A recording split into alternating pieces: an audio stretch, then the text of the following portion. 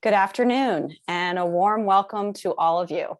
I'm Liza Wilson-Durant, Associate Provost for Strategic Initiatives and Community Engagement, and also a Professor and Associate Dean in the College of Engineering and Computing at George Mason University.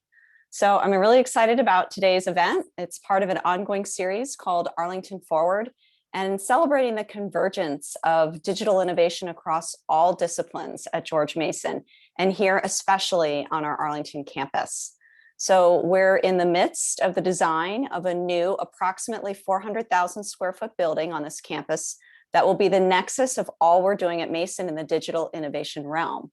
And with great focus on today's topic, that is the work we do at the university to support the development of new technologies and processes and moving those innovations from the lab to the commercial sector.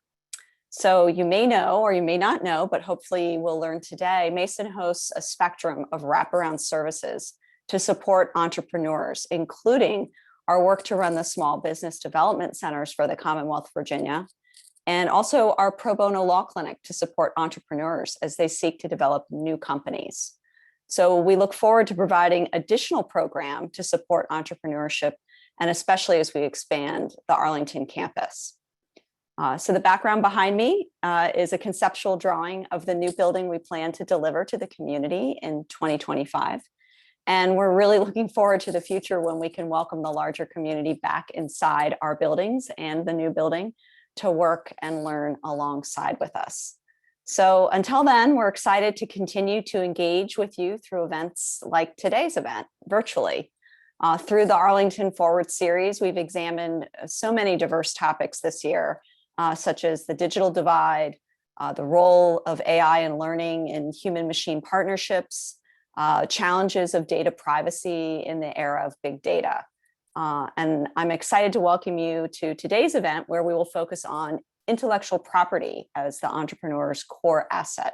So I'm looking forward to the discussion. So thank you very much for joining us today. And I hope you'll continue to be an active participant in our campus programs in the days ahead, and let us know what you're interested in learning about or discussing in the digital innovation realm. So now it's my pleasure to introduce Sean O'Connor, Professor of Law with the George Mason University Scalia School of Law. He's also founding director of the Innovation Law Clinic I mentioned earlier, and executive director with the Center for the Protection of IP. Sean?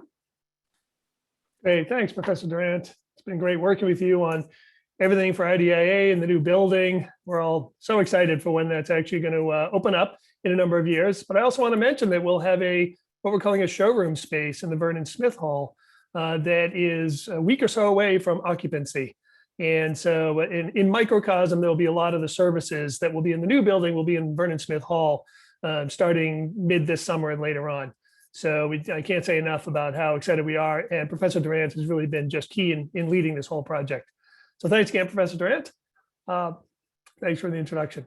I also want to thank Tony Andrews, who runs a lot of our relations and promotional things for the Arlington campus. Tony has just been instrumental in getting better awareness of Arlington and what we do there, so that people don't forget about us when they think about Mason on its Fairfax and Manassas campuses. Arlington, there are a lot of big things planned for Arlington, and Tony has really been leading that. So I thank her for inviting us to do this webinar and to tell you a little bit about what we do at the Center for Protection of IP and the affiliated clinics, and especially as we move more towards helping with commercialization of all things arts, sciences, technology, entrepreneurship related. So I want to give a bit of an overview first of what CPIP is. That's our acronym, CPIP. And a little bit of overview of the clinics too, just so you know what will be coming at you for this next couple of hours while we meet today. And then I'll give an overview of the areas of intellectual property that we'll cover. And then at that point, then I'll turn it over to my colleagues who will go into more detail about different areas of intellectual property. So we will have myself, and then we'll have Joshua Kresh, who's our deputy director, who I'll introduce a little more in a moment when I turn it over to him. And then we'll have Sandra Aistars, who's our professor who runs the Arts and Entertainment Advocacy Clinic. And then she will come on after Joshua to talk about copyright and her clinic. And then it'll come back to me to talk about trademarks, the Innovation Law Clinic, and any other things that I want to catch up on as we think about how you commercialize and protect the assets that you develop. And then we'll have a Q&A session in the last half hour or so. Okay, so what is CPIP? Well, at CPIP, we've been around since around 2012. It was founded by Professors Adam Mossoff, who's still a faculty member here at Scalia Law School, and Professor Mark Schultz, who is a faculty member at another school. And really, the two of them were just instrumental in creating a new kind of academic center that focused on balancing out the IP dialogue. A number of academic centers have focused on a lot of the critiques of intellectual property, which many of them are valid. And as we want to make sure that we are doing good things with intellectual property and not harmful things with intellectual property. But it seemed like a lot of centers were forgetting to focus on the benefits that intellectual property can bring. And most important, I think, for all of us here at CPIP now, most importantly, is focusing on how intellectual property is critical for artists and entrepreneurs, because it really is the core asset that you have. It's really often the only thing you have that you can protect as you try to go into the world and make a name for yourself, try to make hopefully some money so you can support yourself at your passion, at your art or your invention or your entrepreneurial vision.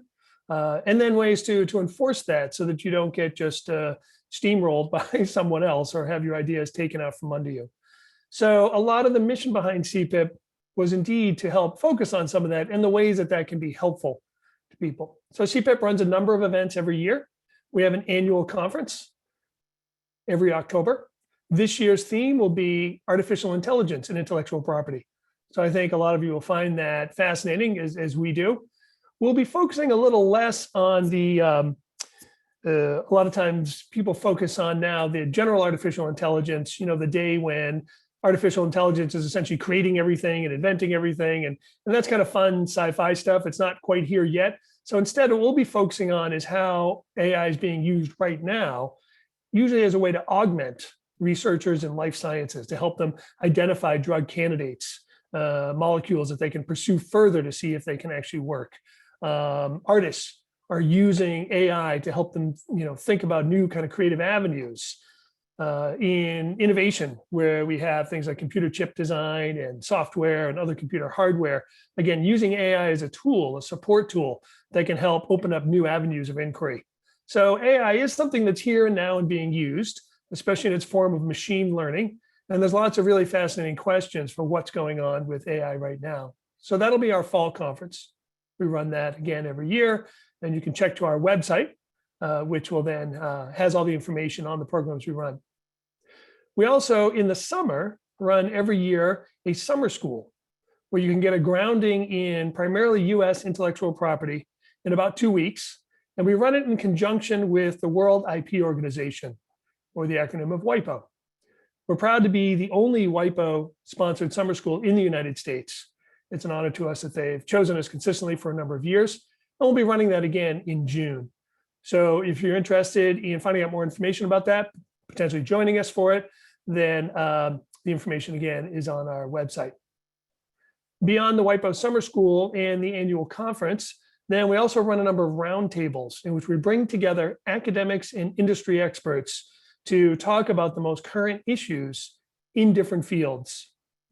The fields we normally cover here at CPIP are, as I mentioned before, life sciences, and also high-tech innovation, computer hardware, software, et cetera, and then copyright.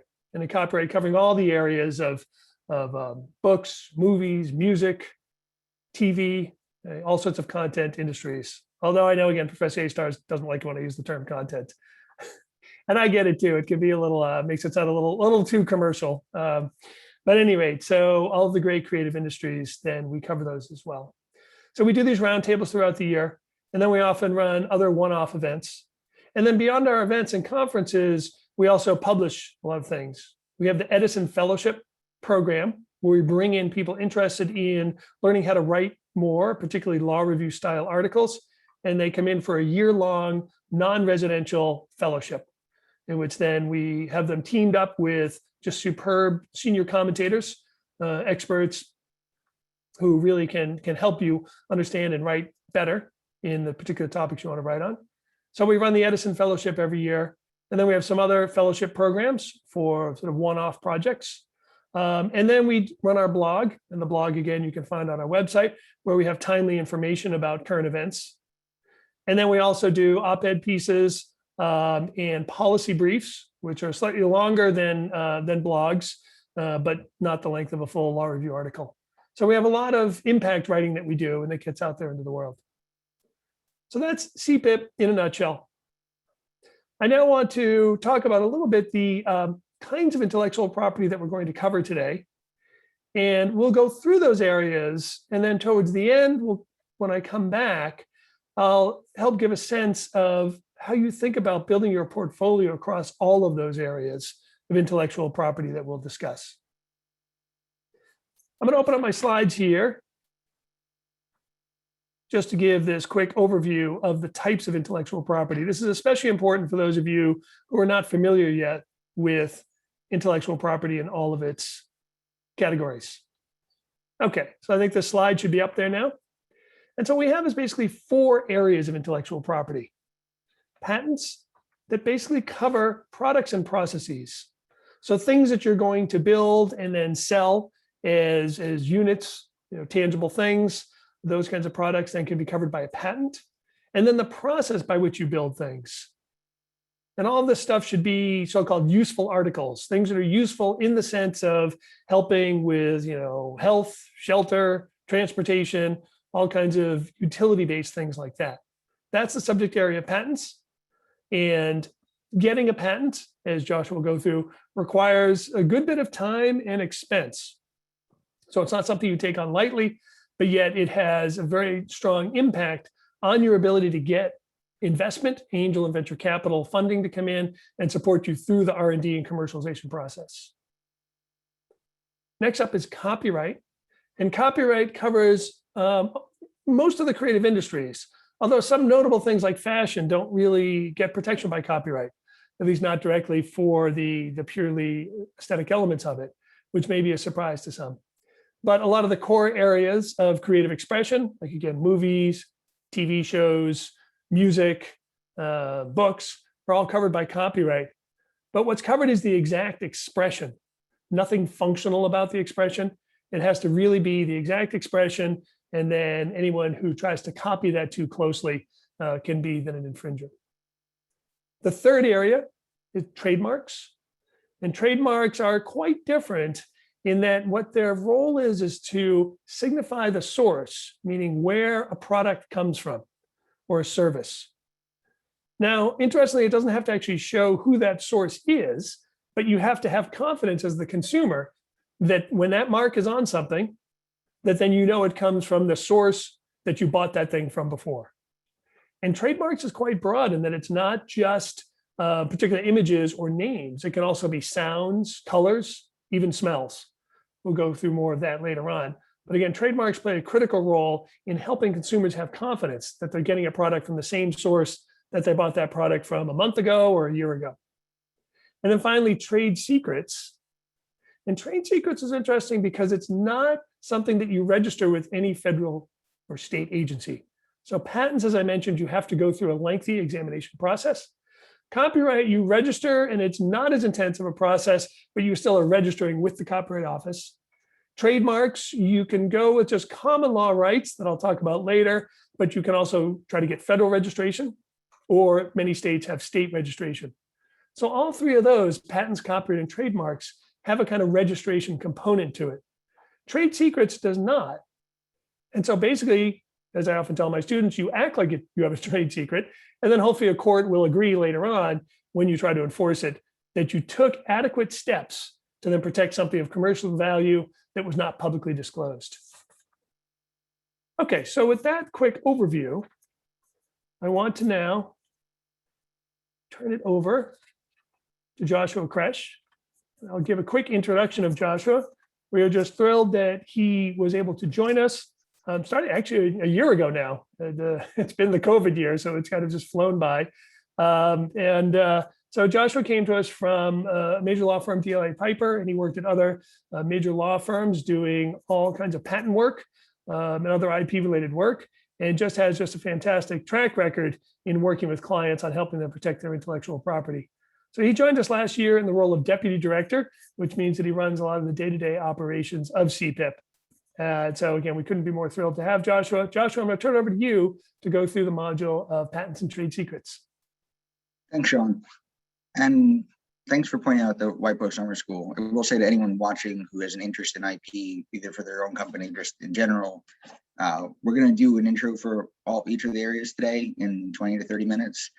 That is enough time to get a general idea, but not enough to get into really any of the details. Over the summer school, we'd be spending 3 or 4 days on each topic.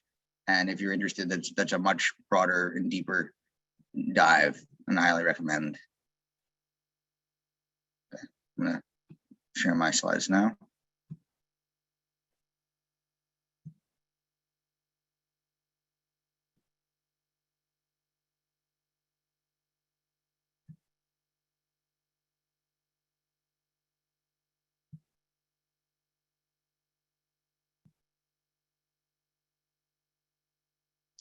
Okay, so patents. We'll start with patents are go back to the Constitution, which grants Congress the power to promote the progress of science and useful arts by securing for a limited time to authors and inventors the exclusive right to their respective writings and discoveries. Doesn't mean that Congress has to have patents, but it does mean Congress has the power to, create the patent office, and the patent office has been around since the beginning of the country. And as Sean mentioned, there are 4 statutory categories, which we'll go over a little bit more detail as we go. Process, machine, article of manufacture, and composition of matter. Here, most of them should be fairly clear.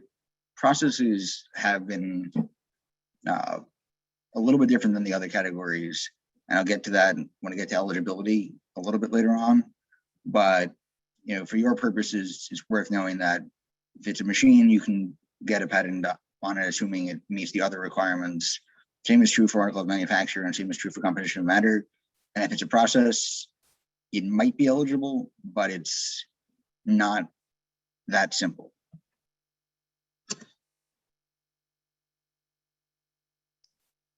So, patentable subject matter. According to the statute and initial interpretations of the statute, anything under the sun made by man. Though, as again, we'll get to in a little bit, that's not quite true. And the Supreme Court has put limitations on certain categories that, in particular, software-based processes and medical diagnostics. So if you're in either of those areas, it's a more complicated question than it would be for most other areas. Other things, as Sean said, a patent has to be useful. Now, well, Sean gave some examples of useful and utility. Really doesn't actually mean that much. Almost anything will meet the usefulness requirement if it has some, there's some reason a person might want to buy it or do something with it. If it's just designed to be thrown out and doesn't have any particular way, there's nothing you can do with it, there's no use, doesn't build, doesn't make a noise, it doesn't do anything, even if it's silly, then it may not make it. But in terms of filing an application, you don't have to worry too much about usefulness as a requirement. And if it really wouldn't meet the requirements, odds are no one would ever buy it from you. So there's real questions as to why it'd be worth trying to protect. The second requirement is something has to be novel, and this is a lot more important. Patents with applications, and then when they get issued, have several components. You'll have your specification, which lays out what you invented, often what area it is, why it has some value, what the background is, what else has been done in that area, and then when you did that's different. And then its patent must end with claims. This is true for actual patent applications. You can file a provisional application without the claims, which is useful as a placeholder to protect your invention as you work towards filing the claims, and buys you a year. But for a patent application, a utility patent application, you have to have claims, and the claims have to be novel. Now, what does novel mean? Novel means new, that no one else has done exactly what you claimed. Each claim is made up of several limitations. Doesn't mean that each limitation has to be new, You can combine things other people have done. And in fact, most inventions will be combinations of things that other people have done. But the claim it as combined has to be entirely new. So if you think about, let's say all that existed was a stool, and then someone invented a chair. So a stool might claim a seat with, attached to 3 legs or 4 legs. That might be the claim for a stool. Now, if you have the first chair ever invented, you would add a seat attached to a back. The seat is also attached to the 3 legs. And the new part, which would make the claim novel if it was the first one ever, was the adding the back onto the legs and the seat. So to figure out something that's novel, you have to look at what all the other patents are, any other written materials, anything that's been sold, and see, do you have something, at least one part, one limitation of every claim. You can have many claims in a patent where you've added something new. Then the next requirement is that has to be non-obvious. What does that mean? Well, if you take a minor change, just combining things which everyone knows this should be combined, and which makes perfect sense, and anyone who's trying to solve the problem would solve in that way, it's slightly obvious. But if you combine something in a new way, or in a way that's not likely to be done by others, that has never been done, or if there's some reason why people wouldn't want to combine it that way, then it may be not obvious. The next requirement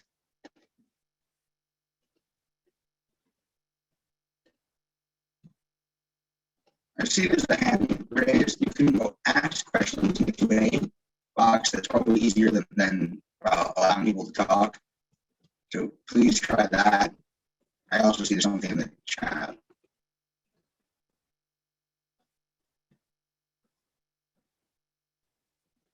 Oh. The audio issues, apparently.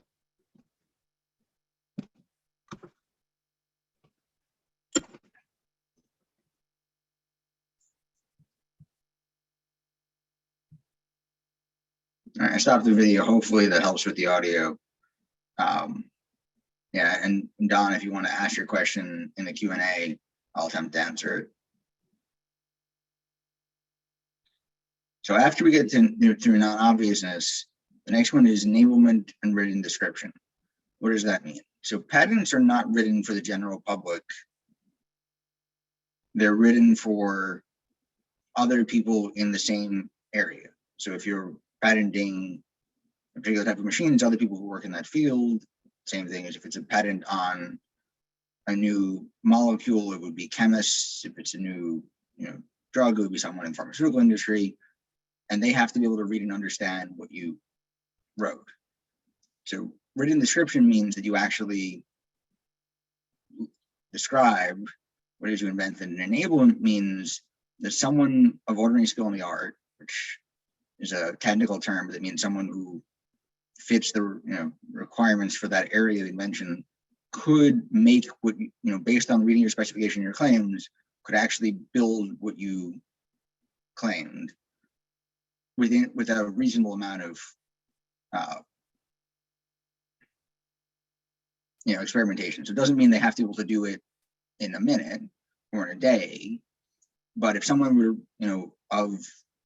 in your area were to read the patent, and it would take them 10 years to build it, you're probably not enabled. And then where the cutoff is depends a little bit on the area and the level of skill, but figure if it's months of experimentation, you're probably not going to be enabled. And if it's days to weeks, you probably are.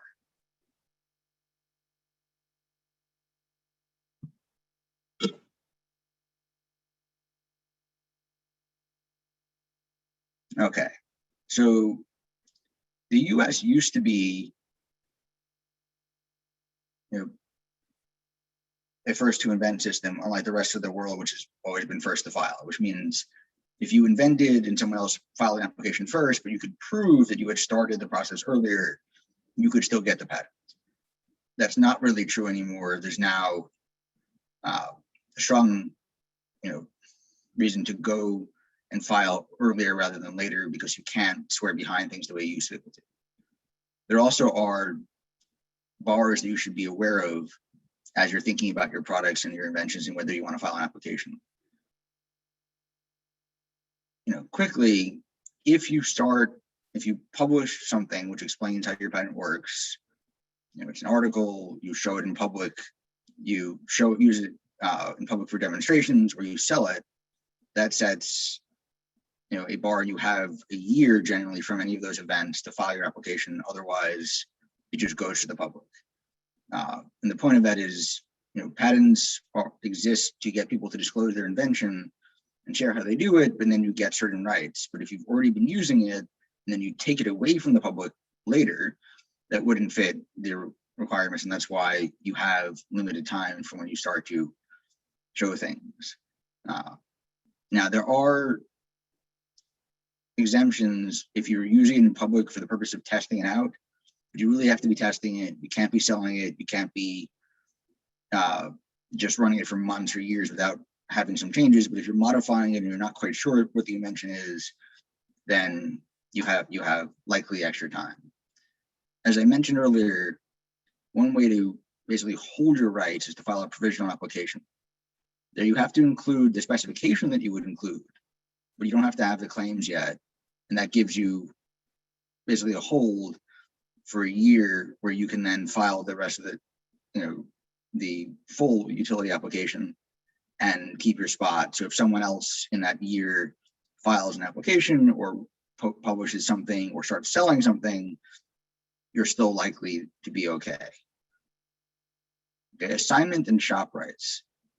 If you have people who are working for you who are building something, you likely want to have a contract with them which says they assign any rights to potential patents to you, so that you don't have to worry about ownership rights later, or at least you want to think about this and make a decision early on, because they can save a lot of trouble. But if you didn't have an assignment and you didn't have it in the contract, and for some reason you can't add it in now, you do have a little bit of a safety net, which is relates to shop rights. That is, if someone is working for you and is part of their regular job, not on the side, but part of the regular job using your equipment, they invent something, then you have certain rights to it. Not rights over their rights, that they will still likely have the patent, but you can make or use it based under certain conditions.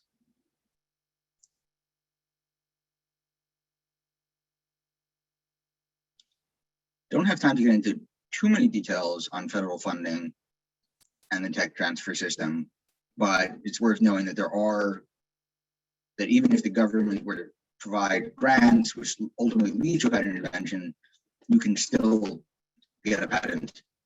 You still own it, and the government will have potentially certain rights, but it depends on, were government inventors involved in the invention?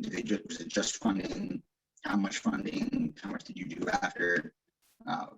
Suffice to say, it's a very complicated and detailed process, and as with many things here, if you have further questions on it, it's great to talk to an attorney. We'll get to a little bit later how you can do that. So patent term, it used to be 17 years from issuance. Now it's 20 years from filing, with some extensions depending on how long the patent office takes. So if you file and it takes 10 years to go through prosecution, there's lots of back and forth for the patent office, you can get an extension on it, but in general it's 20 years. So that's the time you'll have to, where you have some rights over your invention, where you can make your money back from it. Transfer of rights. So there's two things besides selling things, which you can do with or without a patent. If you have a patent, you can assign it to someone else, or you can license. So assigning basically means giving them all your rights. So maybe you have a great invention, or you don't want to produce it yourself, you don't have the resources, you want to sell it to a big company, or sell it as part of some of your company. That's where it's time to come in. Or you can license it. If it's something which can be used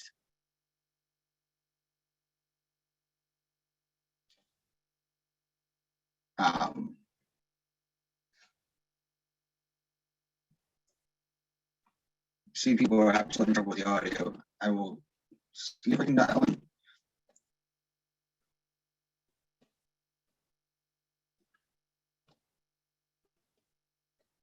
Actually, I'm hoping you can just bear with me. I'll dial in before the Q&A later, so we don't take too much time now to jump around unless no one can hear. And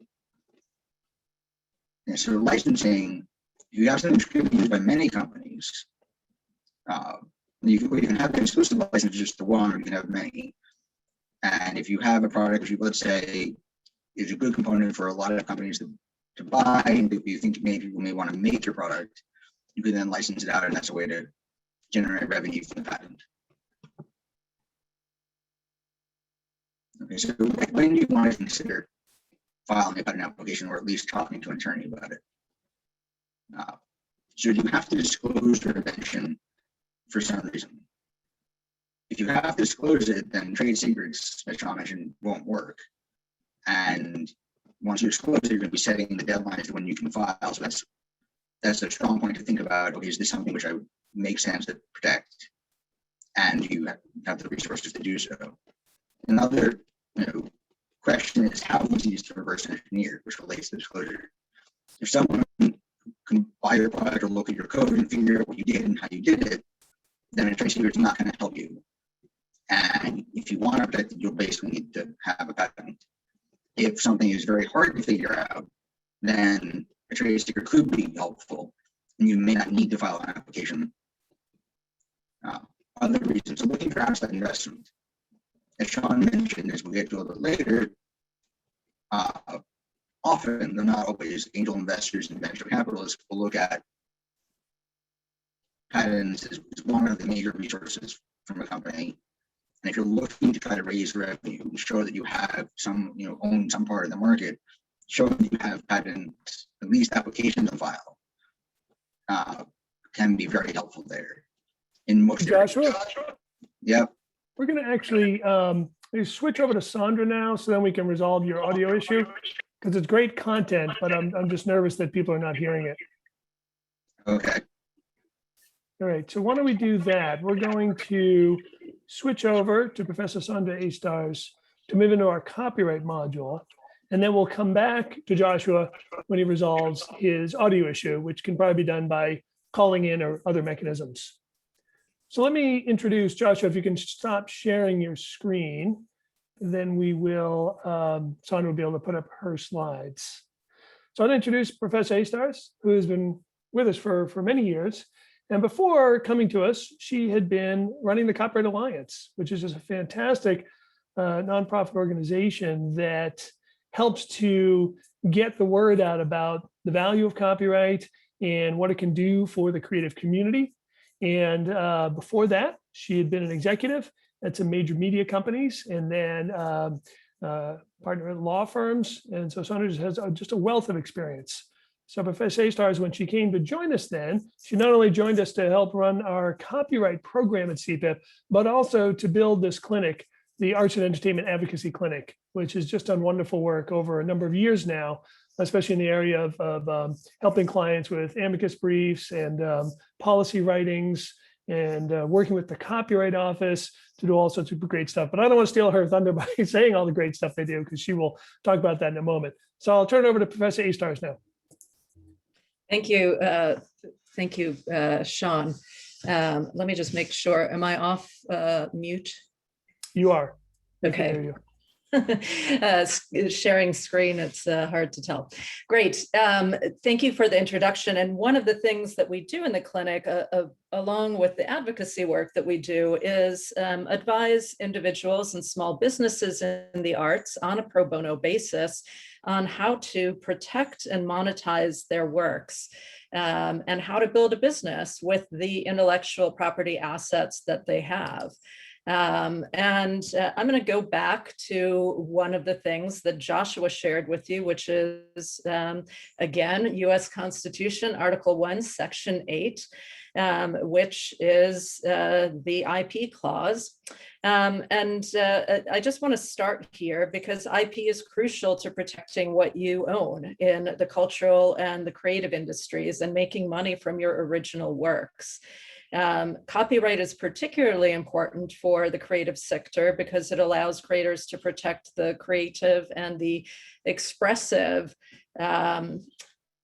parts of their work, and to control how it's used by others. And as Joshua noted, patents and copyrights have their origins in the IP clause of the Constitution. And here it is on our slide here. And I go back to that, and I always start my copyright classes and my clinic classes with students with this, because I just think it is so, so fundamental that the founders, the drafters of our Constitution, when they were doing things like putting in powers to create militias and to mint money and to start the postal system, and they were all farmers and fishers and, were getting their hands dirty with things like hunting and farming. They sat down and they thought, what do we need to include in the Constitution? And they thought, we need to include powers to protect the exclusive rights of authors and inventors. What kind of forethought does that present? That they realized way back then that our country was actually going to build such wealth on the creative endeavors of individuals who create and think with their minds, and create such wealth for our country through their innovation and their creativity. So that's why I think it's worthwhile emphasizing the constitutional origins of those protections that you all have. So what's required to have copyright? You need an original work that is fixed in a tangible medium. What does that mean? An original work. So an original work is something that is independently created by a human, but it does not need to be novel. It doesn't need to be something that nobody else necessarily could ever have created. So one example that people sometimes suggest is if you have two poets working in obscurity on opposite sides of the country and they happen to come up with exactly the same poem, as long as they didn't have access to each other's work and didn't copy from each other, they would both have an original work that could be copyrightable. That doesn't typically happen, but theoretically that could be possible. The work has to be created by a human. Why do I mention this? You may have heard in recent years of stories of the monkey selfie, but that is less likely to happen, although I will tell you I have a cat that likes to take selfies of himself and has done so in the past. But what is more likely to happen over the next several years and several decades, and you can come, as Joshua and Sean mentioned, to our conference in October and hear more about what people think might happen in this space, is that works will begin to be created by artificial intelligence. And what will that mean for their status as copyrighted or copyrightable works? That's something yet to be determined. But for now, work needs to be created by a human. Ultimately, as I said, it needs to be fixed in a tangible medium. And what does that mean? It can be a photograph. It can be something that you set down in writing, either on your computer or pen and paper. It can be recorded somehow. You can film it, you can transcribe it. What is not fixed? An example of something that's not fixed could be choreography, some dance moves that have never been notated or filmed. An extemporaneous speech that has not been filmed or recorded, a sketch or musical composition or improvisation that has not been recorded or transcribed. Those would be examples of things that have not been fixed in a tangible medium and would not meet one of the requirements for copyrightability. But other than that, if you've got an original work, you are a human and you've created it and you've fixed it in a tangible medium, you've met the requirements. You don't have any other formalities that are required. You don't actually have to go and register the work at the Copyright Office. As long as you've set it down on some form of, tangible medium, you automatically have a copyright. You can go and license it or transfer it or assign it to somebody and start, building a business with that work. But even though it's not required, no formalities are required, I strongly urge you to register your work with the Copyright Office for a variety of reasons. There are a lot of benefits that you get from registering a work. Some benefits are that it will allow you to protect your work better. First of all, it's required to register your work if you intend to bring an infringement lawsuit. If somebody infringes on your work and you want to enforce your rights, before you file a suit in federal court, you must have a registration certificate from the Copyright Office before you file an infringement lawsuit. There are also various benefits in terms of the presumptions that are accorded to you in court if you have a valid registration certificate from the Copyright Office. Furthermore, if you have registered and if you've registered in a timely basis, meaning you've registered either within 3 months of publication of the work or before the infringement occurs, you have the ability to get statutory damages and attorney's fees if you find yourself suing for infringement of the work.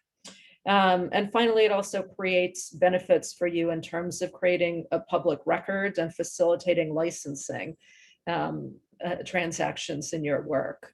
So it creates a benefit not just for you as a copyright owner, but it creates a benefit for the copyright system as a whole, because people can find you and people can more readily engage in what the copyright system is intended to do, which is promote progress and dissemination of knowledge and copyrighted works.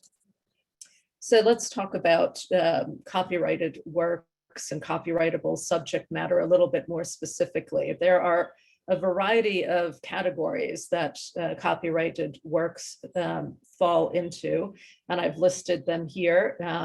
You can have literary works, musical works, dramatic works, pantomimes and choreography, pictorial, graphic and sculptural works, motion pictures and audiovisual works, sound recordings and architectural works. Those are the types of subject matter that are protected by copyright. There are also various types of things that cannot be protected by copyright. And some that are very important to be aware of are that ideas and facts cannot be protected by copyright. And I'm just checking to make sure that we don't have a comment here. I see Joshua's back, but I assume we'll just continue with copyright and have Joshua come back once we're done with the copyright discussion. So ideas and facts are important to distinguish as things that cannot be protected by copyright. A lot of times people are under the misimpression that if they think of something, some great idea for a storyline, some great idea for a motion picture, some great idea that they want to turn into a copyrightable work, that idea is itself protectable. But it's not. It's only the expression of the work that you ultimately write down or capture in a tangible medium that is protected. In some cases, there may only be one way or a very limited number of ways to communicate a particular idea. And copyright law then says that the idea is merged with the expression, and neither is protected because there's only really one way to express that idea. So that's a limitation on copyright protection. Another limitation on copyright protection is this doctrine called sens of faire. And to put that into English and common terms, copyright law doesn't protect things like stock characters or settings or events that you would commonly expect to occur in a particular subject matter or area. So for instance, if you are writing a novel or filming a movie about a treasure hunter, you cannot protect the concept that treasure is hidden in a cave and the cave is full of snakes and the treasure hunter uses a fire to repel the snakes. And, the treasure hunter is crawling through a tropical forest and is startled by some jungle beast that pops out of the forest. Or you can't, protect the concept of a weary traveler, going into a tavern for a respite from his search for the treasure. All of these things are common stock elements or stock settings or events that you might imagine would pop up in this sort of a setting in a novel or a film, and so those would not be protectable under copyright law. Similarly, things like words and short phrases are not protectable under copyright law. So things like names, whether it's your name or your business name, perhaps your band name, or your brand name, none of those are protectable under copyright law. Neither are character names or the URL of your business, or catchphrases, or lists of ingredients in a recipe. None of those things are protectable under copyright law, but you'll see when my colleagues talk about other types of IP protection, you may have protection under trademark law or trade secret law for those types of products or types of property. Another exception or limitation under copyright law is government works. And here I'm talking about US government works, federal government works. So anything that's created by the US government, federal officers or employees of government agencies or the government's judiciary branch, as well as Congress or employees of the DC government, none of those are protected works under copyright. A couple of things to be aware of here as well. This applies to federal government works, not state works. So be aware of what the protections are with respect to state works. The federal government can hold a copyright in certain works that were made for hire for the federal government work or transferred to the federal government by somebody else by virtue of a license that they've taken. And there are a few agencies that are kind of special scenarios here. So the US Postal Service, the Public Broadcasting Service, and the National Public Radio are not considered government agencies for purposes of this. And you can see why that might be, because they create so many creative and artistic works. The Smithsonian Institution is also something to be wary of here, because the Smithsonian Institution is kind of a split agency. They're half private and half federal government funded. So if the Smithsonian Agency creates something, you need to know whether it's been funded by the private part or the public part before you know whether it's subject to this or not. So what are the rights that you get if you are protected by copyright? Copyright gives you certain exclusive rights, and they fall into two main categories. So they're easiest, I think, to think of as either economic rights or what are sometimes called moral rights. The economic rights are basically, they break down into giving you the right to authorize or do yourself certain things. And copyright is often, when you talk about it, discussed as a bundle of rights. And sometimes people even talk about it like, imagine if you have a bundle of sticks and you can give those sticks away to whoever you want, and you can charge prices for the sticks and give those sticks away on, whatever terms you want to give them away to whatever party you want to give those rights away to. And that's maybe an easier way to envision the fact that you don't have to give everything away at once when you're talking about a copyright.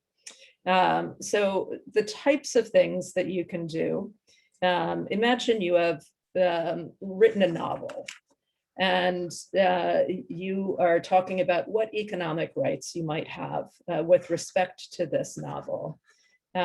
So the types of things that you might be able to do with these economic rights that you've been granted under copyright, you have the right to do things such as make copies, authorize derivative works, distribute copies, make performances, or make displays of the work. So imagine you've written a novel.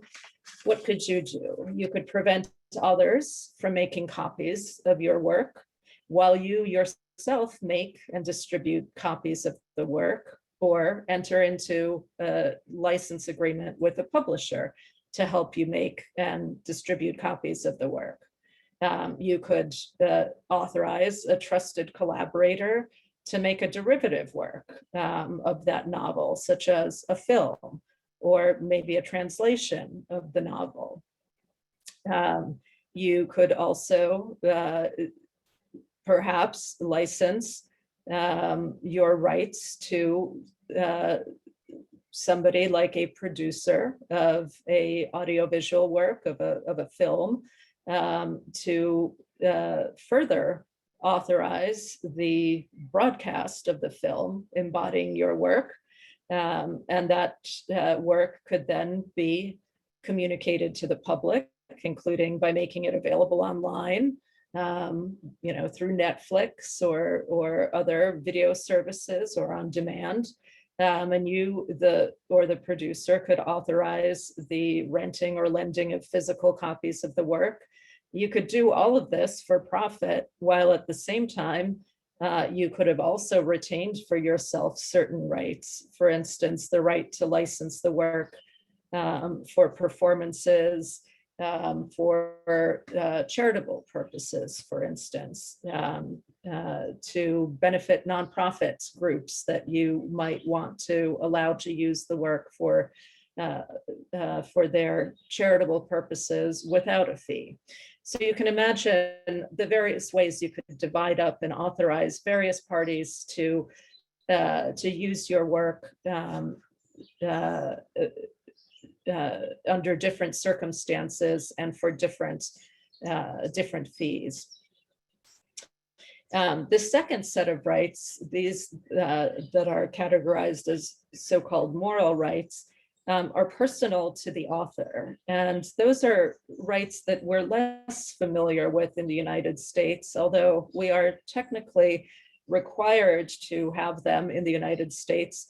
But these are rights that people are much more aware of in the European countries. And in the United States, we think of them more commonly when we're thinking of notable works of visual art, like paintings. So those rights fall into basically two categories, integrity and paternity. So the rights, moral rights of integrity are rights that basically allow the author to challenge any changes that are made to a work that would negatively affect the author's reputation. So the other category of rights are referred to typically as rights of paternity or rights of attribution. And those are the rights to be credited when a work is either performed or displayed in public. So I won't go into too much detail on those because, as I say, those are typically limited to visual artworks and notable visual artworks in the US. One other area that is quite often talked about is fair use, and that is a doctrine that is developed in the United States through case law. It's talked about as an affirmative defense, which means it's what you can plead in court if you've been accused of copyright infringement. And if a court agrees, you will be excused of the infringement. So if something clearly qualifies as a fair use, this also means that you don't have to seek or obtain a license for the use. The tricky thing, the challenge here, is that fair use is something that's determined by courts on a case-by-case basis, and it's a situation where a court applies the law to the specific facts of your case to reach a conclusion, whether it agrees, whether what you've done is, qualifies as a fair use or not. And so the things that the court will evaluate when determining whether something is a fair use or not are these four factors listed here. The purpose and character of the use. So they'll look to things like whether what you're doing when you're using somebody else's work in your work, they'll look as often to whether it's a commercial use or a nonprofit or educational use. This isn't something that's dispositive. If you're using something for a commercial purpose, that doesn't mean absolutely that, it's not a fair use, but it's something that the court will evaluate. On the flip side, if you're using something for an educational purpose or a nonprofit purpose, that's also not a get out of jail free card. On the flip side, it's simply one of the four factors that will be evaluated. There's also no bright lines here necessarily. So, and people oftentimes have misimpressions of what qualifies as a nonprofit use or as a educational use. So for instance, people think that if they're using something in a classroom context, that automatically qualifies it to be an educational use. So for instance, people sometimes think, well, I'm a teacher, I copied an entire chapter of a book or even an entire book for all of my class.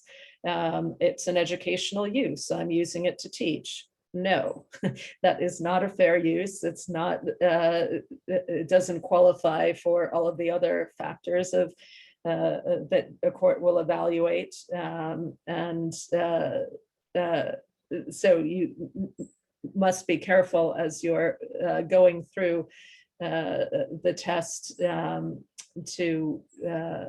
carefully evaluate all of the factors and take all of the circumstances into account.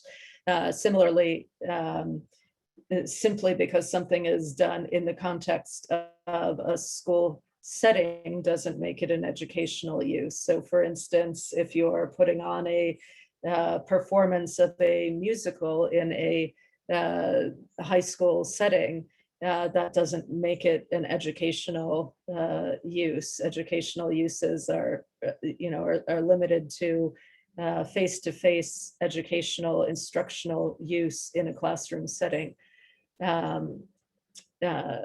So that's just by way of example, the types of analyses that a court will go through on a case-by-case, factual analysis when evaluating the factors. So the second factor, the nature of the copyrighted work. So there, the court will look at things like, is this work that is primarily entertainment? Is this a work that is, primarily factual?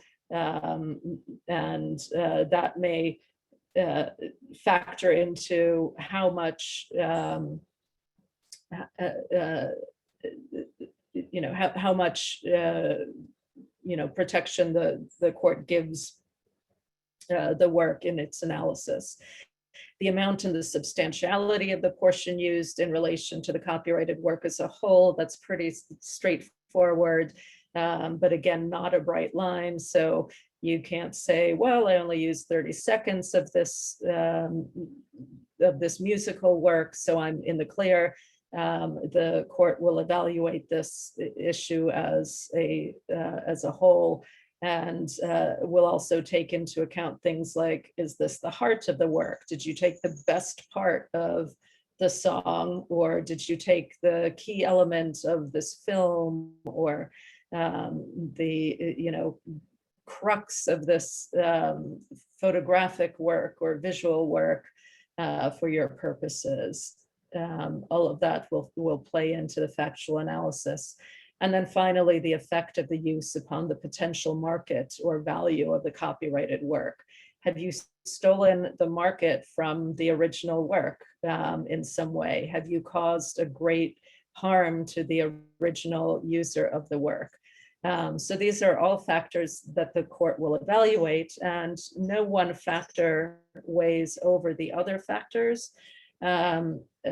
Although in any given case, the court may say, well, for this particular scenario, we think the situation is so strong on one factor that it really persuades us that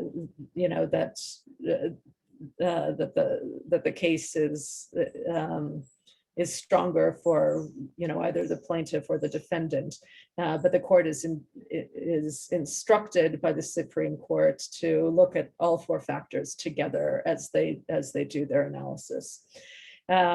All of this to say, as you're probably sitting there scratching your heads, how am I supposed to figure this out as a user? This is challenging. Isn't there a straightforward rule I can apply?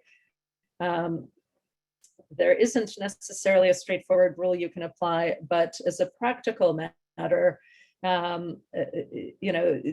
what you should do as you're working on a project is to keep close track of why you are choosing to use a work, how you are choosing to use it, why you are making the decisions that you're making, because when you ultimately go to distribute the work and meet with, whether it's a publisher or a film distributor, if you go to enter it into a film festival, the burden is going to be on you as the creator to document that you have either cleared the rights, licensed them, or done a proper fair use analysis, that you're entitled to use the work without a license.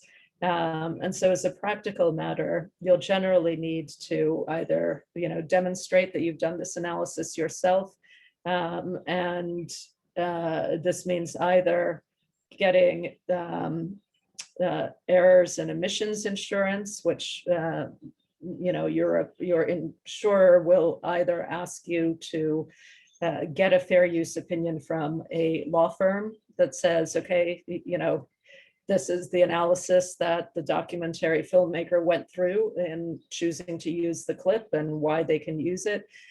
And, we think that this analysis will hold up. Or, you'll document that you actually went and got a clip license, for instance, from the owner of the work that you're choosing to use in your film, or, what with the quote that you're choosing to use in your novel, or whatever the case may be. I think that's enough said on fair use.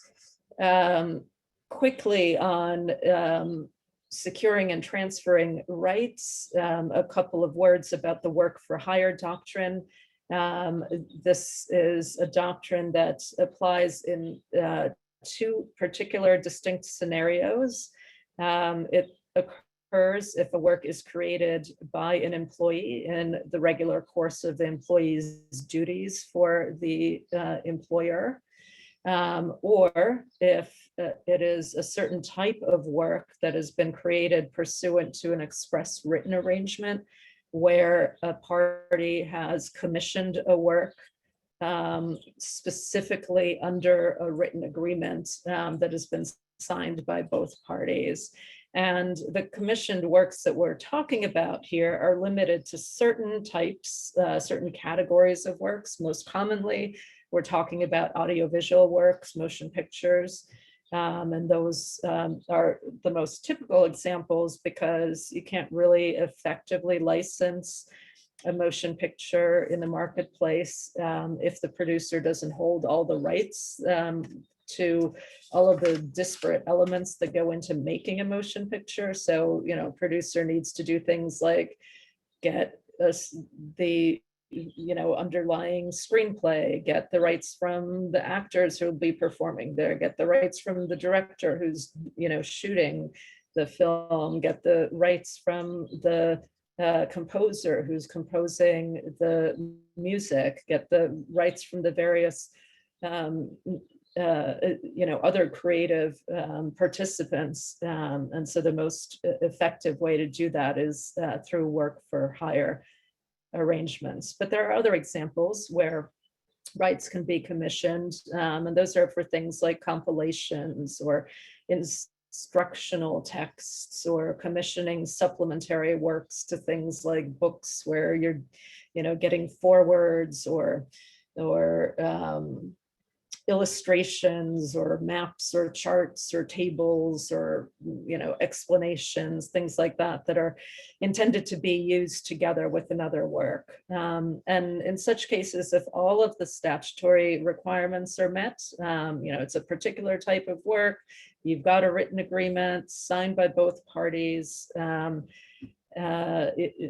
showing that the work is being commissioned for this particular use, then it is a work for hire, and the person who is doing the commissioning, the corporate entity who's doing the commissioning, becomes the author of the work instead of the person who has actually created the work.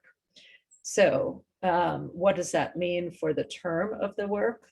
So typically, if you're an author of a work, if you're the person who's created the work, the term of a work for a natural author, you as the person who created it, is your natural life plus 70 years. If you're a corporate author, if you're somebody who's commissioned a work for hire, it's 95 years from the date of publication. And that's for works that have been created from 1978 onwards. If we're talking about a work that was created prior to 1978, which the magic date is 78 because that is the date of enactment of the current Copyright Act. If it's prior to that, then it's 120 years from the date of creation of the work, whichever is shorter.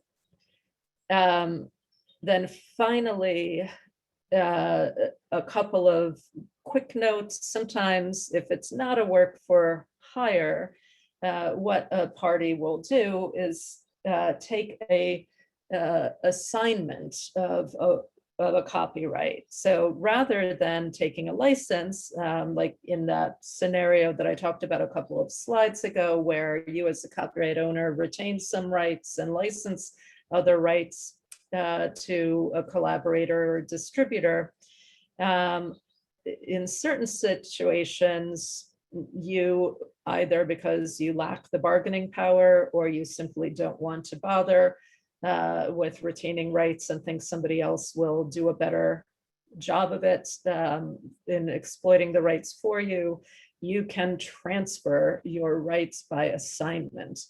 And that means you say, all of the rights that I have as a copyright owner, I am assigning to you as publisher or distributor or whoever you are dealing with. And in that case, you're giving away everything you have, and that person or entity thereafter exploits those rights. That sort of an assignment has to be in writing and signed by you. And because the Copyright Act is interested in protecting authors' rights and recognizes that especially in the beginning, you don't necessarily have all of the bargaining power that you might have later on. We want to be sure that you can get your rights back if they're valuable later on, and 35 years into the term, we give the author the right to claw back those rights by reversion. And there's some formalities that you have to go through to make sure that you can get those rights back, but it's something to be aware of if you are either an author yourself who's assigned away your rights or the heir of an author. Note that that does not work for things that were done on a work for hire doctrine, because the corporate entity actually becomes the author under work for hire. Finally, last slide, the issue of enforcement is an important one, because a right without a remedy is not a right. If you can't do anything to enforce it, then it's not very valuable to you. And unfortunately, or fortunately, depending on how you look at it, copyright is a federal right. And that means you have to enforce it in federal court. And federal court is very expensive and time consuming in terms of enforcing your rights. And so, especially individuals and small businesses have had a very tough time enforcing their rights in federal court. There have been various things that the Copyright Act has done to try and make it easier for copyright owners to enforce their rights, such as creating statutory damages and attorney's fees for folks who timely register their works. So you can get up to $150,000 per work for infringement in terms of statutory damages. If you have timely registered your work and you can prove infringement in federal court, but it's still incredibly expensive and hard for folks to enforce their rights in federal court. The Association of Intellectual Property Lawyers has estimated that it costs approximately $397,000 to litigate a copyright case to final judgment in federal court. And so as a result, individuals and small businesses have spent decades now working to pass a bill that was just passed this past year called the Copyright Alternatives in Small Claims Enforcement Act, which creates a board, the Copyright Claims Board, within the Copyright Office that is totally voluntary to both plaintiffs and defendants, and it creates a small claims forum within the Copyright Office where you can now bring claims without the need for lawyers or any representation whatsoever to enforce infringement claims. there is a cap on damages and a cap on the level of recovery in total in terms of cases brought before that forum. It will be up and operational most likely by next spring. And we in the Arts and Entertainment Advocacy Clinic hope to be representing individuals and small businesses who look for assistance in bringing their claims there. Finally, another remedy that people use, but that doesn't give you any damages, and that has been questioned in terms of how effective it is in actually helping staunch the flow of infringement online, is called the notice and takedown process under the Digital Millennium Copyright Act. This is a system which allows you to send a notice to a website where your work is being infringed and request that the infringing copy be taken down. The problem is that works are often reposted as soon as they're removed, and it's often referred to as the whack-a-mole problem in reference to that fairground game where these little mole figures pop up and you're supposed to whack them with a mallet to make them go away. But as soon as you whack one down, another one pops back up. And that's how a lot of artists refer to the problem of keeping infringing copies of their works down. So there are efforts underway on Capitol Hill and in the Copyright Office to see whether things can be done to improve the system. But until that happens, the remedies that you basically have are federal court or the Case Act. So I will stop there and look forward to any questions that folks might have at the end. Hey, thanks, Sandra. Great overview of all things copyright. So I want to, Joshua, I think, is back with a connection that will work. So I want to be able to finish off the section on patents before then I come back in to talk about trademarks. Joshua, are you there?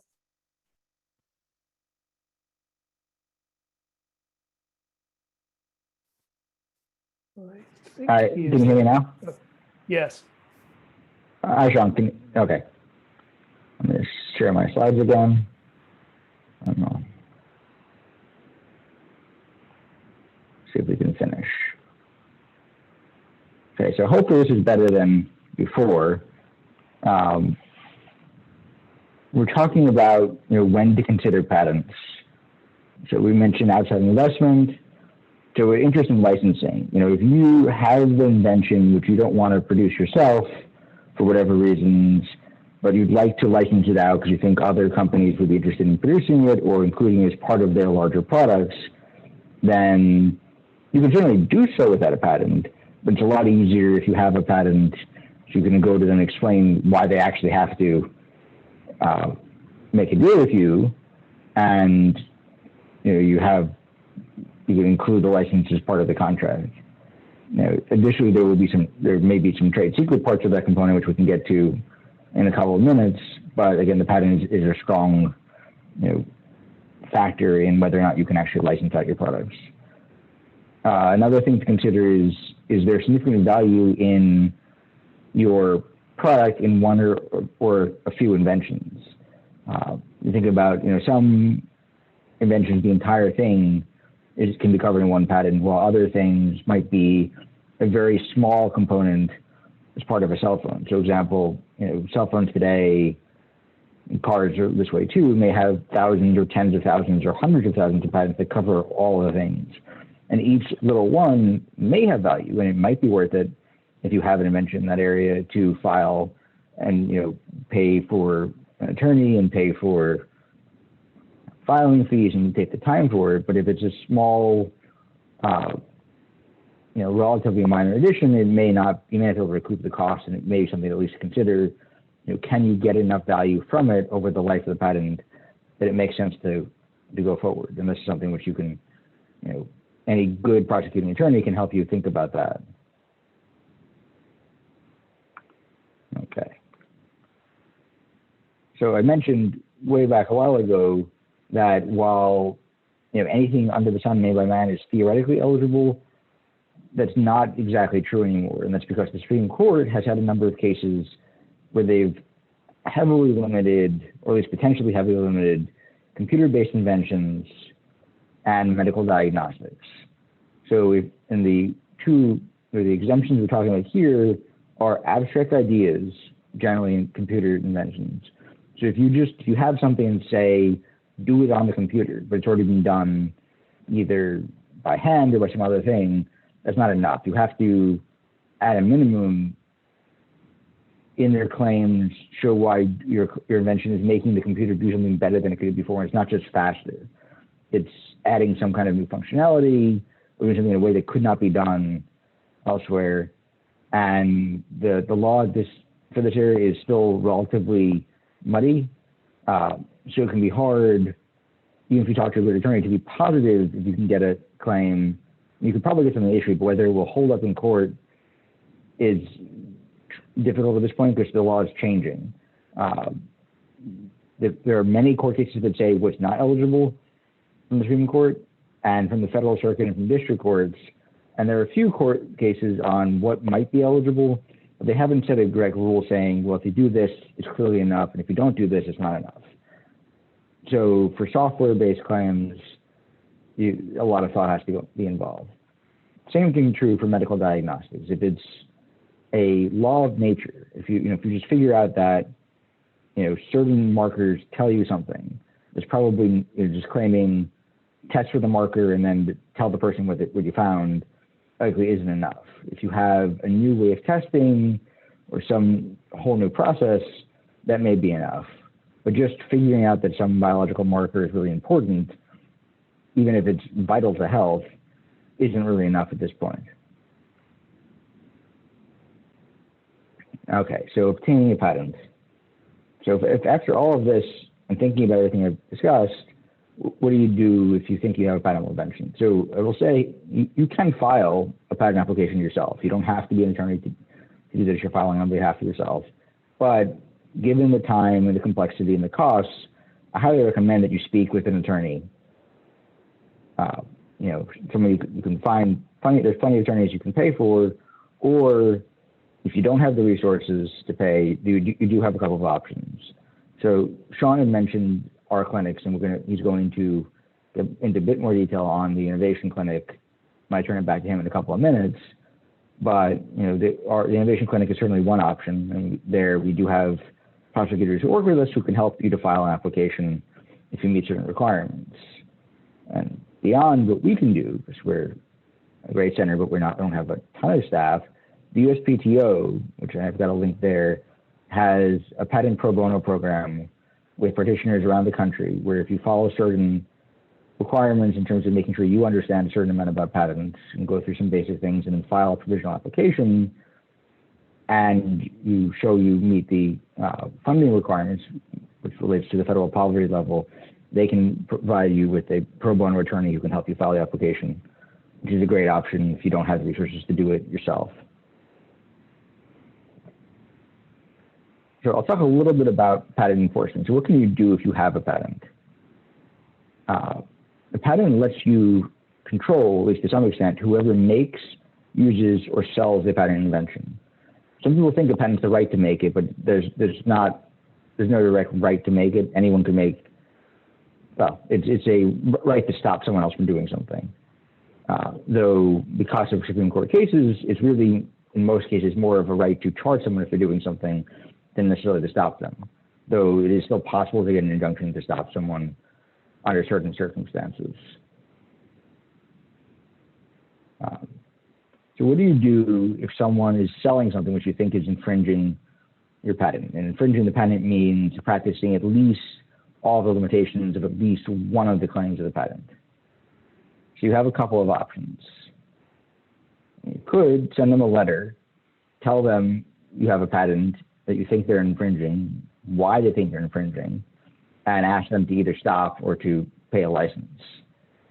This is good because it puts them on notice, which means that if they continue to infringe after this, you might be able to get enhanced damages generally for patent litigation, unlike copyright, there's no set numbers. You can get a reasonable royalty, which is what you would have been able to get if you had reached agreement for licensing beforehand, or lost profits. If you can show that you weren't able to sell so many of your products and you would have made a certain amount on each one sold, you can possibly get lost profits, and that's it.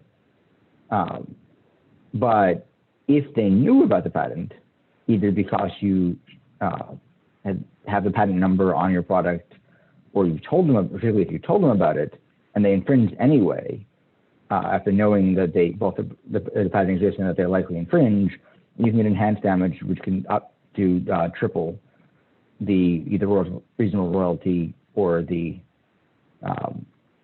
lost profits, which can be a pretty big number depending on what there is. The downside of sending a letter is you've now told them that you are likely to sue, and if they feel that you're likely to sue and they don't want to license, they could then file a countersuit first and choose where to sue to try to invalidate your patent. They also, even if they don't want to file suit in district court, have the option of filing something at the patent office where they can challenge your patent. It's called an inter partes review, and they can challenge it slightly limited compared to a district court. They can show through other prior art or publications that someone had invented it first, or that your patent was obvious, and that is, while still relatively expensive, much cheaper than district court.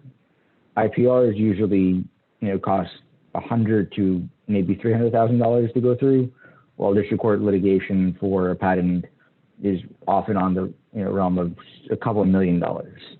Depends a little bit, but those are general numbers. Now, if you are afraid of them responding that way, and you're going to sue because you think they're not going to license, it's not their style, or they might be willing to license, but they're a competitor, and you have some reasons why you don't want them to be in your area, and you really think you can get an injunction and stop them, then your option is to file a lawsuit before you file the letter, which, as I said, lawsuits can be very expensive. But there are reasons why it makes sense to file first, and this is another one where it really does help to figure out your case for doing what you're doing, and talk to an attorney and figure out what your odds are of winning, and do you have the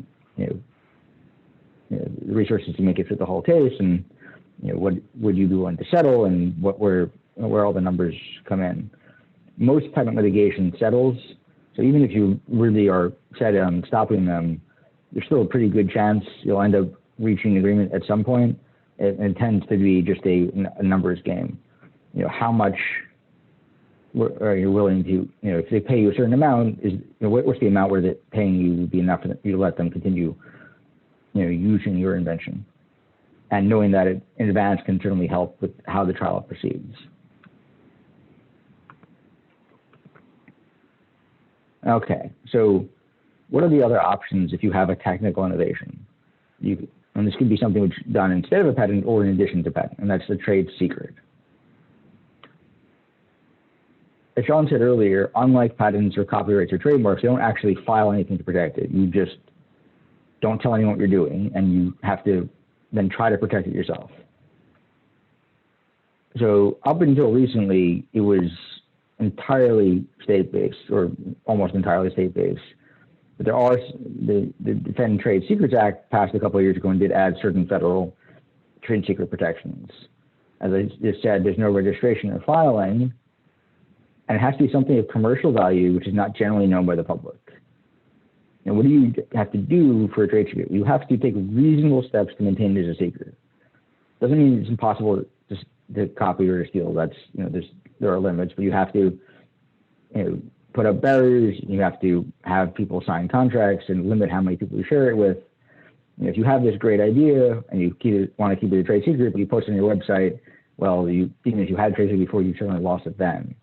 But if you take reasonable steps to maintain it a secret, and you, again, limit who has access, limit how they have access, make sure employees have signed agreements so they can't share it, then you may have a trade secret.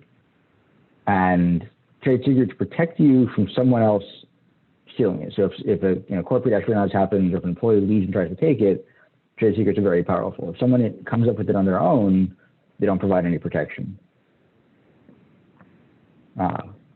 And the type of remedy and how much you get depends on whether the trade secret has been destroyed.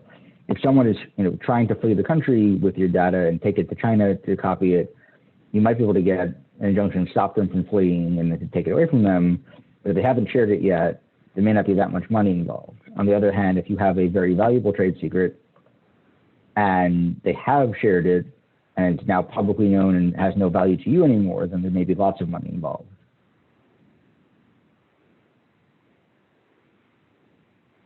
And as I said, patents and trade secrets are not, you can't get a trade secret something which you filed the application for, but you may have something which you want to cover both ways. Because trade secrets cover know-how. So we talked about before, enablement and how much experimentation can be had, with claims of a patent. You may have something where you can file the claims for the patent. You described it, it makes a written description, it makes the enablement, but you have certain things which about how to make it better than the patent doesn't necessarily spell out. So some of those additional things could be know how to keep as trade secrets. And that's pretty common in like the pharma space. And it's worth, pay attention there, and then making sure if you're licensing out for someone else to make, that you, along with licensing the patent, also, license the know-how and make sure that they are also keeping it safe. Because if you have an agreement with another company and share a trade secret with them and don't have them enforce the same protections you're enforcing, the trade secret may be blown and you may not have any remedies. And with that note, I think I'll turn it back to Sean so we can discuss trademarks, and then we'll get to the Q&A session. All right, great. Thanks, Joshua. If you can stop sharing your screen, that would be great. Thanks so much for finishing off patent and trade secrets. Okay, so we're running somewhat short on time because I want to give time for Q&A.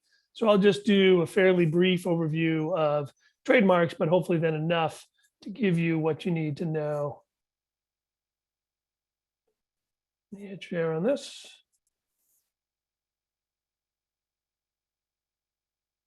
Okay, great. So here are the basic things you need to know, especially if you're acting as an entrepreneur. Really the key thing with trademarks, why do we worry about it? Well, we worry about it because it really is the most important way to protect your brand. So in other words, you're going to create a company, and no matter what kind of company you have, you're going to be trying to promote your business, and you're going to use names and images and taglines and things like that you want to then have to, let people in the world know who you are. So given all that, the only way to actually protect that legally is through trademark.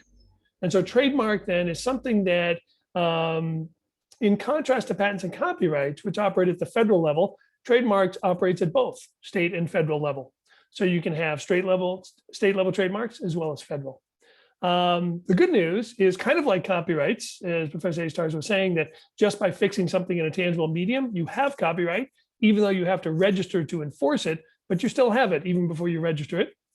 Similar to that, once you start using a mark, a name, an image, a sound even, in conjunction with your brand as you sell products or services or offer them for sale, then you're starting to develop state common law rights. That's all you need to do. You just need to be able to show that you are using it in commerce, is the term that the courts and the law looks for. So in other words, the mark has to be used closely in conjunction with, on, or close to the product as you offer it in the marketplace. Some states allow you to register the mark, but for the most part, just using it in commerce will allow you to develop those state rights. Now, if you look down at the bottom of the slide, it's important that you use the TM, the superscript TM symbol, if you are developing those common law state trademark rights. Do not use the circle R, which you can only use when you've gotten a federal registration, okay? You can also use, not to complicate things too much, but you can use a superscript SM, which stands for service mark. So if you're really delivering services like accounting or music services or things like that, design services, then technically you're doing a service mark, but there's no harm if you just put the TM on there instead. Okay, so again, you want to then develop those state law rights, and you can start developing as soon as possible. And then if you feel like you're really going to start making headway and you're going to develop your products and services beyond your local geographic area, then you're going to want to try to get federal registration, because that gives you presumptive rights all across the United States. It doesn't trump, though, pre-existing rights that someone has somewhere else. So let's say you're here in the DMV area and you're developing your products or services, but somebody up in Washington State in Seattle has a product and they're using the same exact mark. You don't know that they're using that mark. You file for your federal registration. You can get your federal registration. And then it may turn out, though, that someone, again, is using it locally in the Seattle area. So you can't enforce your federal mark against them up over in that limited area. So that's something to be aware of. It doesn't give you, it gives you presumptive rights across the US, but not guaranteed rights. Okay, well, click my slides here. So as I mentioned, you have trademarks and service marks. You also have certification and collective marks. Certification is something like you want to certify that something is, let's say, kosher. That's an example a lot of people know about. And so what does it mean to have a certification mark? It means that some group, organization, entity goes ahead and registers that mark, but basically it leaves it open to anyone to use if they meet those certification requirements. So you don't have to be a member of the club or anything like that. You just have to then show that you are using it to the criteria they've established for it. You meet the standards, you get to use that certification mark. Slightly different then is a collective mark, which you do need to be a member of the collective, like a dairy cooperative or something like that. If you're a member of that and that entity has registered a mark, then you get to use it. Thinking like, dairy co-op of, Maryland or something like that. I already mentioned the kind of formats are broader than you may think. So it's not just words, names, and not even just graphics, which we often think about as well, design images like the Starbucks siren or something like that, but also color. Even color standing alone in some cases can be protectable as a mark. Fragrance, in some limited circumstances, an actual smell can then be registered as a mark and used. And sound, the sound of something. Basically, one that was tried to obtain was Harley Davidson for the distinctive sound of the motorcycle engines. Sitting right next to trademark is trade dress. And this is the shape of the container or the kind of establishment where you are delivering your products or services. So an example we often use was more back in the old days, although you still see it on the so-called Mexican Coca-Cola bottles, but Coca-Cola bottles with that distinctive curved shape, the classic Coke bottle shape, is just a classic example of trade dress. It can get its own protection. It serves as a kind of trademark type thing. You see the bottle, you believe it is going to be Coca-Cola inside that. Also things like establishments. So something like in the old days, I guess, McDonald's with the golden arches. So things like that then can get trade dress protection. What's really important in all of trademarks, though, is that it's on non-functional elements. So it has to be something that is really just serving as brand recognition, design, aesthetics, not about the functional parts of the product. So if that shape of the Coca-Cola bottle made it pour faster or better or slower or whatever, then that would not have been protectable under trade dress or any kind of trademark protection. Now, let's talk about something that's really important when you're trying to decide, hey, I have this word or this image or something I'm using, and you're trying to think, okay, so I want to try to get this protected. I want to start using this. If you talk to a lawyer, a trademark lawyer, they'll take you through this level of distinctiveness to help you understand the potential strength of the trademark. And what this means is the likelihood that you can establish rights to it and then enforce those rights later on. So you see that I have a couple of categories starting from the top to the bottom. The first dash is arbitrary or fanciful. Next dash is suggestive. And then there's an underline under suggestive. And then below that is descriptive and generic. That line is there because all of those things above it, suggestive, arbitrary, or fanciful, are what we call inherently distinctive. So that means that if you go to the USPTO to register the mark, then the examiner won't question it very much as long as there's no one else using that mark in that class of goods or services yet. They'll say, okay, well, that looks like that's distinctive enough. And so we're willing to at least consider giving you registering it for trademark protection. Contrast that with things below it. Like we'll take the lowest level of generic. You want to then, you're selling cars and you want to just call them cars. You want to brand them as cars. Well, despite, the Pixar movies of that name, but again, that was a movie, not selling cars themselves. Although I guess the merchandise was You get the idea. But if you're trying to just sell actual automobiles and you want to just call it cars and develop a brand, you can't do it because it's the generic name for the class of goods or services.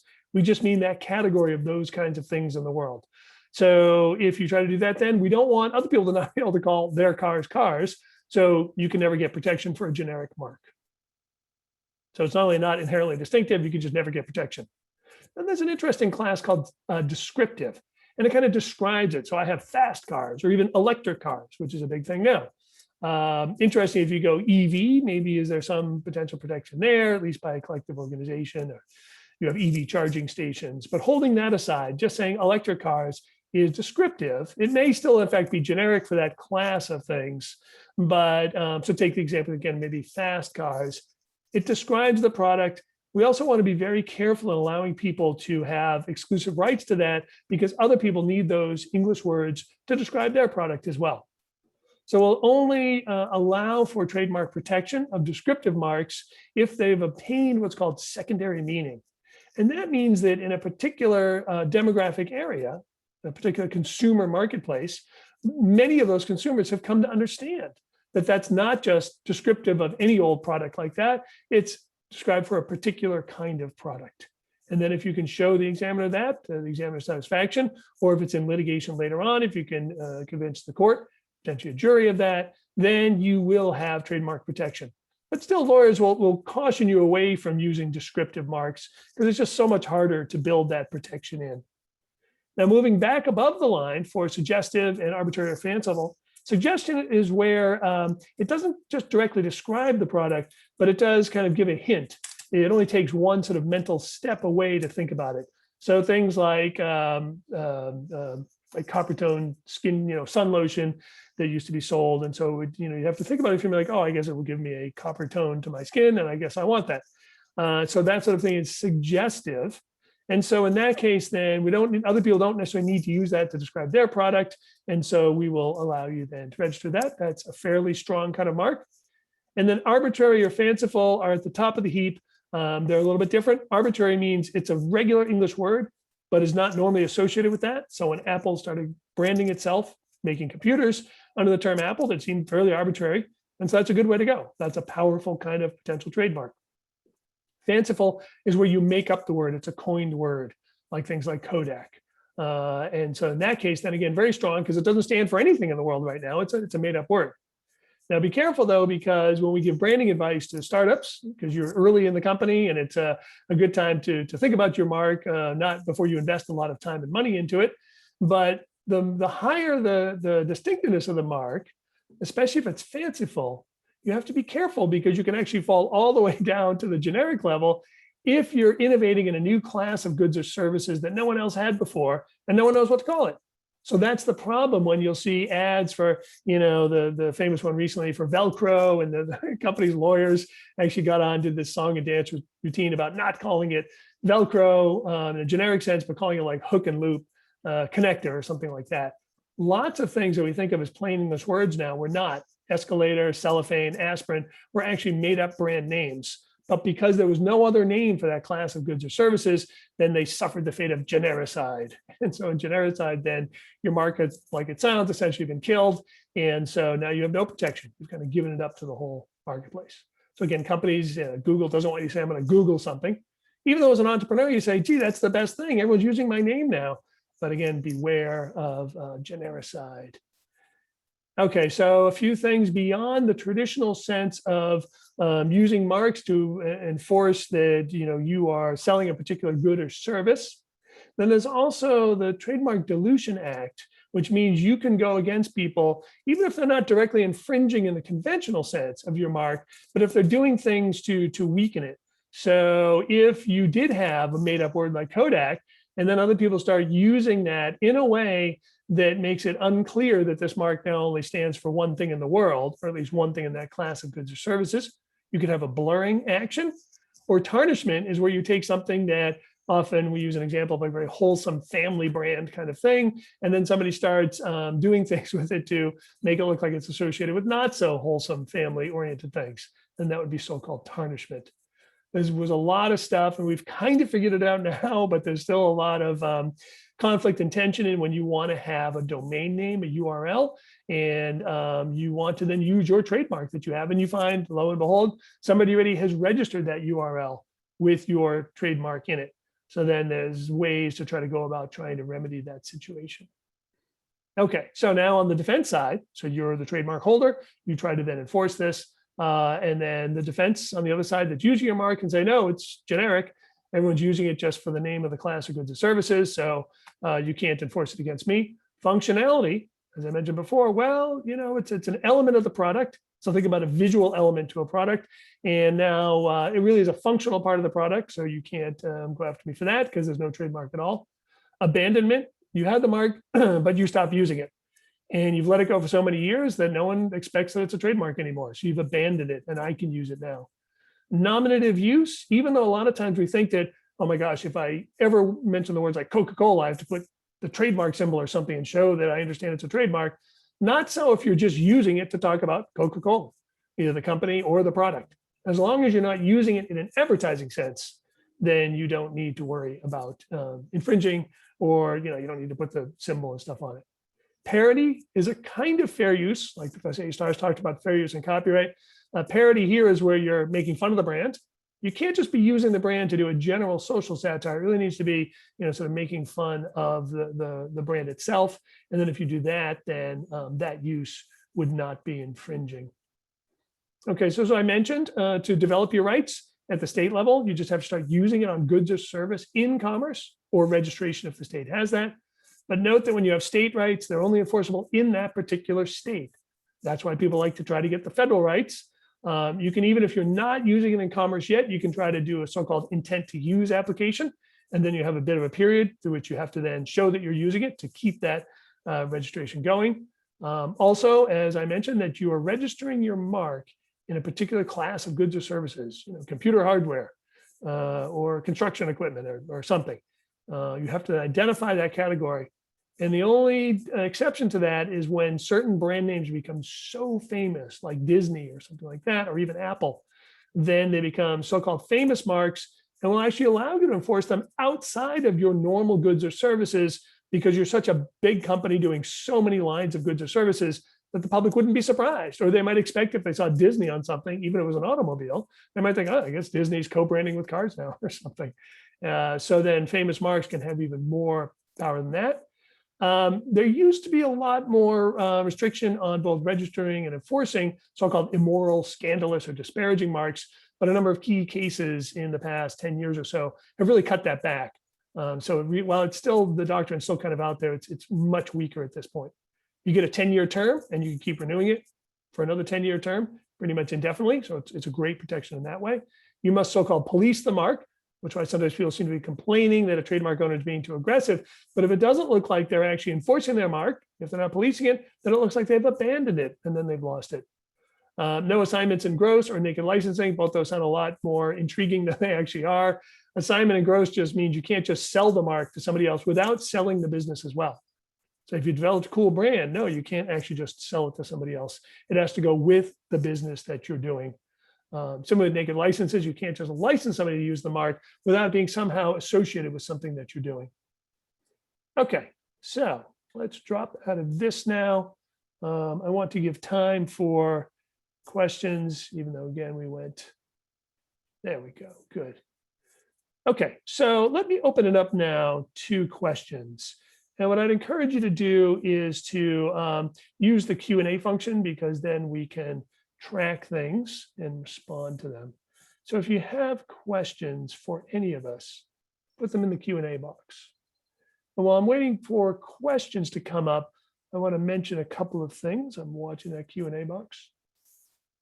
One is that the Innovation Law Clinic, as we mentioned, is here for you to then, if you're an entrepreneur and you are developing really anything, and you can be doing it for profit, not for profit. You could be doing something as a faculty, staff, or student at Mason, and you're looking to spin it out and do something with it. What the Innovation Law Clinic does is we have teams of law students, and those teams consist of a corporate or a business law student, an intellectual property oriented student, and a tax oriented student.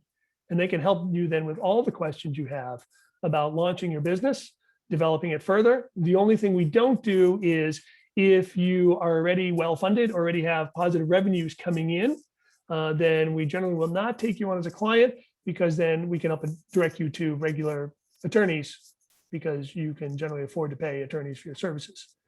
You may not want to, it can be expensive, but we're really trying to help people who truly don't have the capacity to pay for attorneys. And then what we do is we work with you to help you form the business, help you get intellectual property rights secured, help you make sure your tax, we don't necessarily do your tax filing for you, but we help you think about your tax positioning so that you set up your most advantageous situation. We deliver to you a so-called innovator's roadmap, which gives you all this in kind of writing so you understand what's happening, and then actually do some of the services for you. Okay, question from Brody Volt. Are there protections for a decidedly infringing attempt at parody, or does the parodying party tend to have to pay for damages? So just mentioning again on the trademark side, and then I'll turn to Professor Aistars to respond on the copyright side.